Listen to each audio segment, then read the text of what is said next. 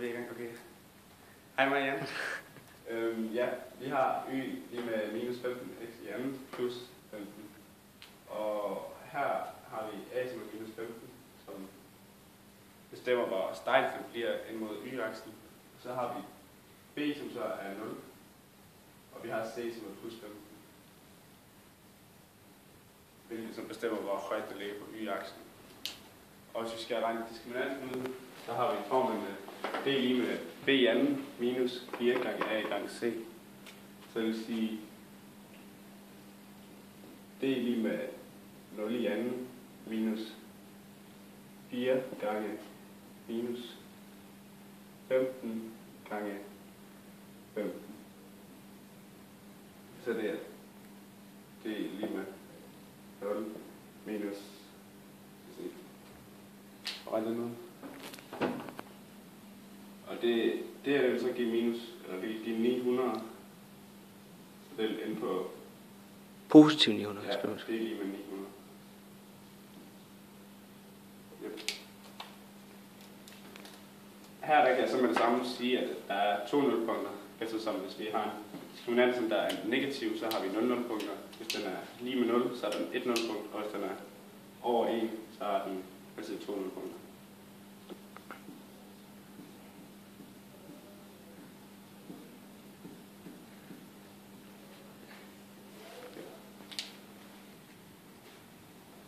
Ja. C, det forklarer, hvorhen på y-aksen toppunktet ligger. Eller Hvor højt? hvor højt det kan ikke tage på. Nej, det kan vi ikke. C, det forklarer, hvorhen toppunktet ligger i forhold til y-aksen. Altså hvor højt op parablen kommer. Og B, det forklarer, hvorhen parablen ligger i forhold til x-aksen. Så den flytter ligesom parablen vandret rundt. Og når man skal bruge et silleben, så sætter man for eksempel minus 2 ind på x's plads, og så regner man formlen ud derfra. Så ved den første her, der har vi sat minus 2 ind på x's plads, så vi har sagt minus 15, eller nej, vi har sagt minus 2 i anden gange minus 15, og så plus 15 til sidst, og det giver så minus 45. Og her har vi bare gjort det samme, bare med minus 1 i anden gange minus 15, og så plus 15, og det giver 0. Og senere hen, der har vi også bare gjort det samme. Og man kan så se, at der kommer et mønster ud fra det, eftersom at vi har et toppunkt på 15, og vi har 2 nulpunkter på minus 1 og 1. Ja. Så det er en parabol, der går sådan her. A er negativ i den her formel, så derfor der er parablen negativ, og den kommer til at se sådan her ud af den grund. Hvis A havde været positiv, så havde parablen også været positiv, og den havde haft en bladsmiley, så den vil jeg se det sådan her ud. Nu er vi så i gang med at regne toppunktet ud. Her skal man bruge B, og man skal bruge diskriminanten, og man skal bruge A. Når man skal regne toppunktet ud, skal man bruge følgende formel. B divideret med A, eller 2A, og det bliver så 0, eller minus 0, divideret med 2 gange minus 0. Og så skal vi sige minus 900 divideret med 4 gange minus 15. Og det første her, det giver 0. Og Bækker, kan du lige regne det der? Og minus 900 divideret med 4 gange minus 15, det giver bare 5. Og det kommer også til at passe fint med vores toppunkt, som vi havde sidst i 0,15. Fra vores silleben. Fra vores silleben. Jeg skal så regne nulpunktet ud. Formen for at regne nulpunktet ud, det ser sådan her ud.